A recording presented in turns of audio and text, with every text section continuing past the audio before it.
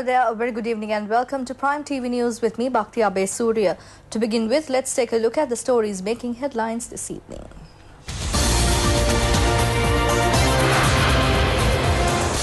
US gives Sri Lanka $480 million.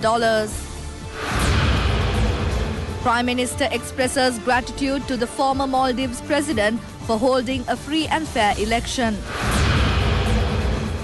Statement of Gotabaya Rajapaksa concerning the attack on Keith Noya to be directed to courts. In news from overseas, Swedish Prime Minister is ousted following a no-confidence motion.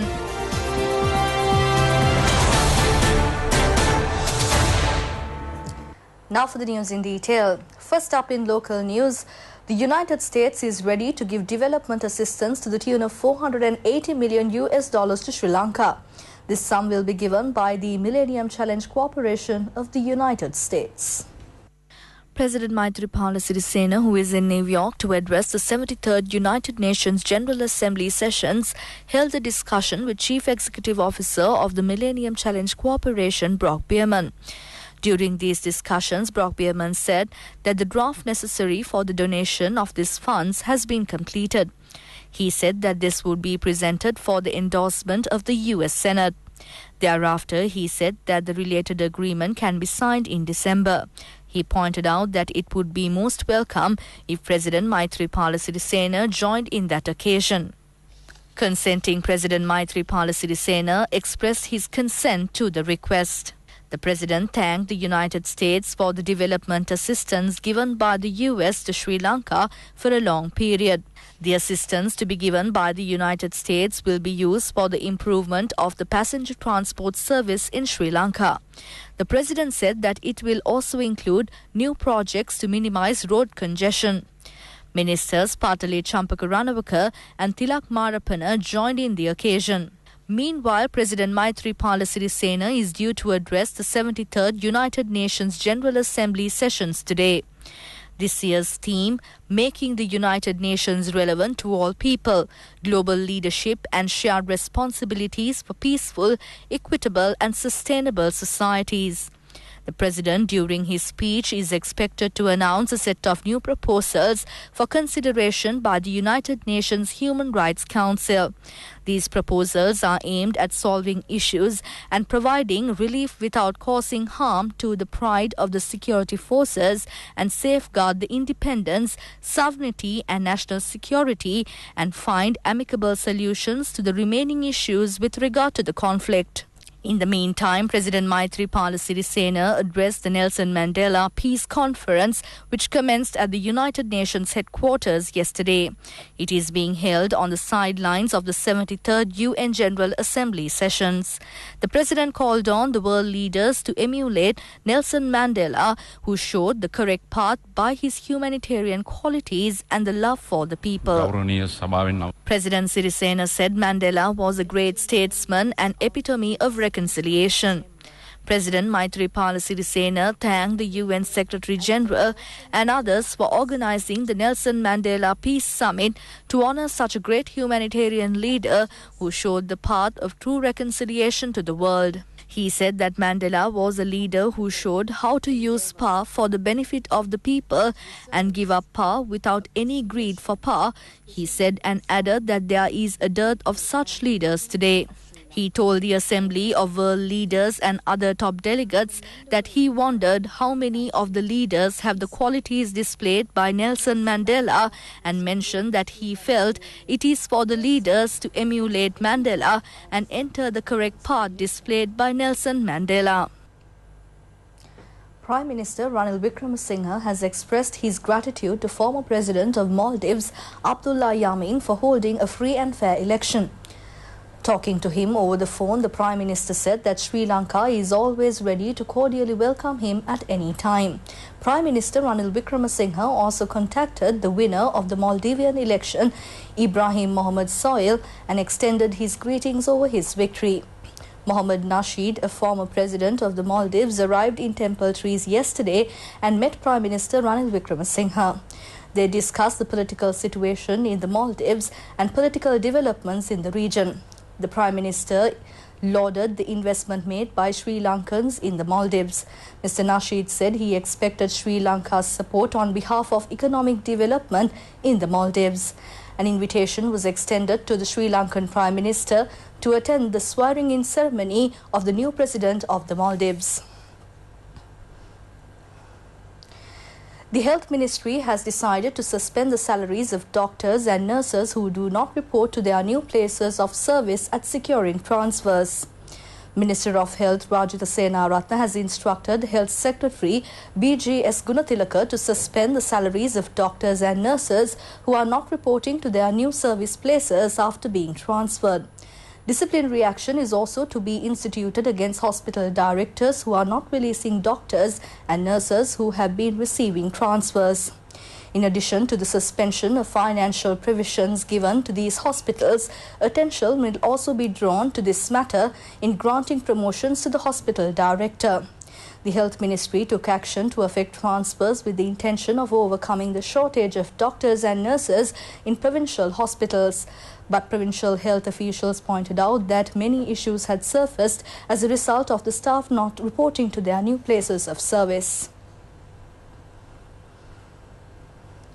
The police foiled an attempt made by members representing the joint opposition to take in various items, including gas cylinders, into the auditorium of the Southern Provincial Council. The Southern Provincial Council met at around 9:30 a.m. this morning. On this occasion, members representing the joint opposition came to the council in a procession. They were carrying along with them oil barrel replicas, gas cylinders and water buckets, also with placards. The police mediated and prevented them from taking these items into the Provincial Council auditorium. Thus, the Southern Provincial Council foiled the attempts of these members representing the joint opposition to paralyse the proceedings of the Southern Provincial Council.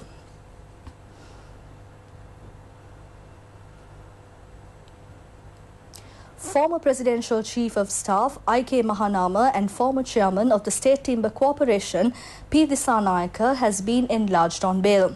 They are accused of demanding a sum of 540 million rupees from an Indian firm to vest the buildings and machinery of the Kantale Sugar Company in the Indian firm and securing a sum of 20 million rupees.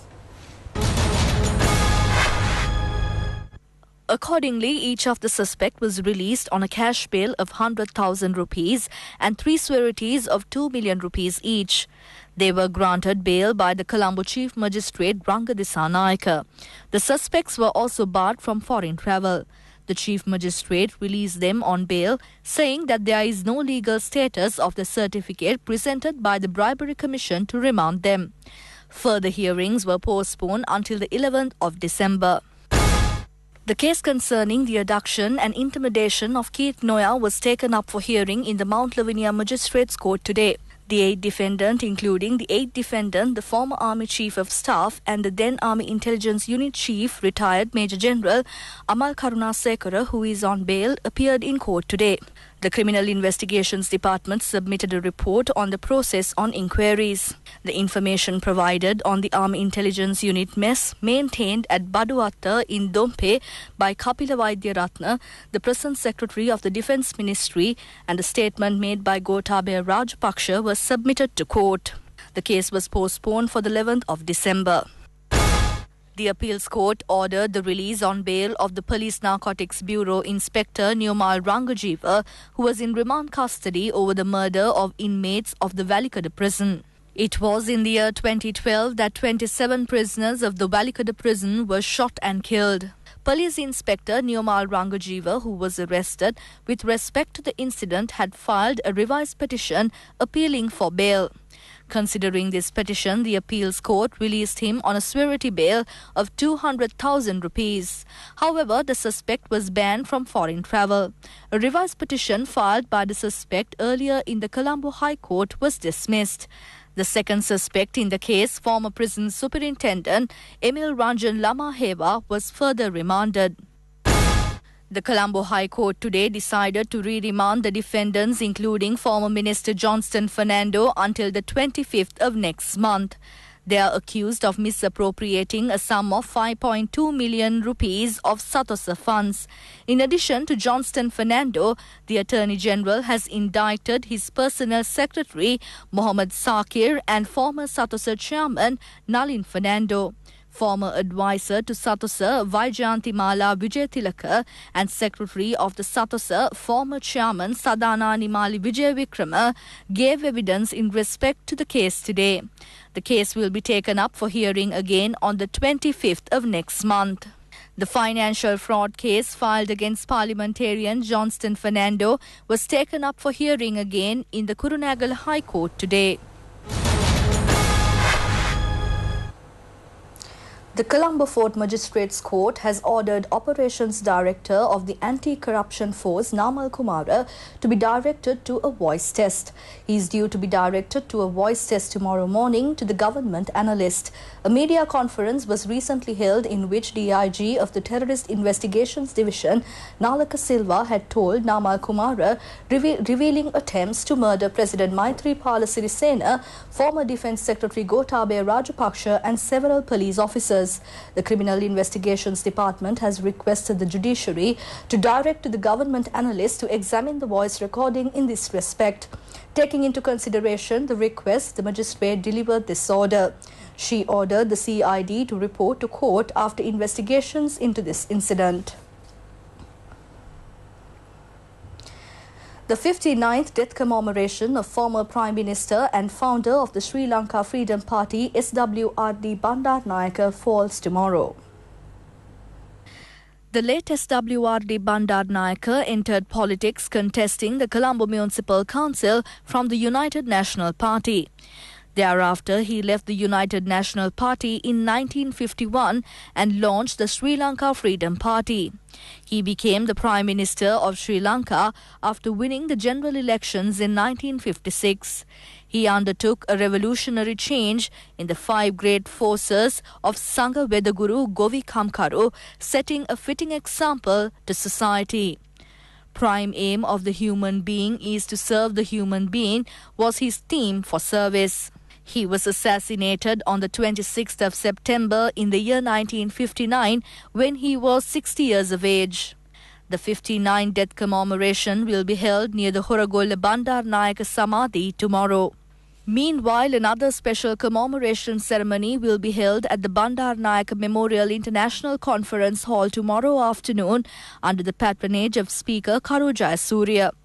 Former Prime Minister Sirimavo Bandaranaike and former Speaker Anura Bandaranaike will also be commemorated. The SWRD Bandaranaike Memorial Oration will be delivered by Parliamentarian Dinesh Gunawardena. The Sirimavo Bandaranaike Memorial Oration will be delivered by the Sri Lanka Freedom Party General Secretary Professor Rohana Lakshman Piyadasa. Western Province Governor Hemakumara Nanayakara is slated to deliver the Anura Bandaranaike Memorial Oration. The ceremony is being organised by the Western Province Governor's Office and the Western Provincial Council. The government has declared that it is unreasonable to increase the price of sugar simply because the duty on this commodity has been increased. The Ministry of Finance and Mass Media recently issuing a statement said that no permission will be granted to hike the price of sugar. The ministry said that the price of sugar had rapidly increased with the increase in supplies to the world market. Earlier, a sum of 75 rupees was spent on a kilogram in the import of sugar, but only 55 rupees is being spent on the import of a kilogram of sugar under the new price structure. Under these conditions, the government took the initiative of safeguarding the local producer, preventing the import of sugar swans any limit. This has been done by imposing a new 42 rupee duty on a kilogram of the commodity. In the past period, the price of sugar declined in the world market by a considerable percentage. As such, sugar importers will not incur a loss due to this duty. Taking these facts into consideration, no importer will be permitted to increase the price. At present, sugar is being sold in not only at Satosa but also in supermarkets at the old price, even if efforts are being made by private traders to increase the price. In spite of this situation, the price of fuel and gas has risen following an increase in the world market. It is clear that groups which are protesting against this move are reticent on the double standard political policy on the sugar traders mafia. Finally, in local news, the increase in the price of the dollar does affect only Sri Lanka but also other countries. This observation has been made by Minister Mahinda Amaraweera. The minister was speaking at a workshop held in Colombo. An insurance cover has been introduced on behalf of those who are engaged in the agricultural industry following the dangers they are facing due to the weather and climatic conditions within the Asian region. The introduction of this insurance scheme is a joint effort made by the World Bank and the International Monetary Fund based on the insurance indicator. At present, this system is operative on a research basis in Vaunia. The government intends to grant relief under this insurance scheme to farmers who are subject to dangers of the climatic conditions. Secretary to the Agricultural Ministry, W.P. Vijayaratna, representatives of the World Bank and the International Monetary Fund and officials of the Agrarian Insurance Board were present. Minister Mahinda Amaraweera said that the rupee has devalued. It has affected not only Sri Lanka but countries in the region including China. This situation has arisen due to a decision taken by the US President. But he said that Sri Lanka has the strength to face this situation. It is not a setback. The minister said that as the Prime Minister had mentioned, some discouragement had to be made in the import of unnecessary items other than the most needed goods. With that, we wrap up our today's edition of Prime TV News. For details of these stories and for more, you can log on to our website www.itnews.lk. Thank you for joining me. Bye for now and have a pleasant evening.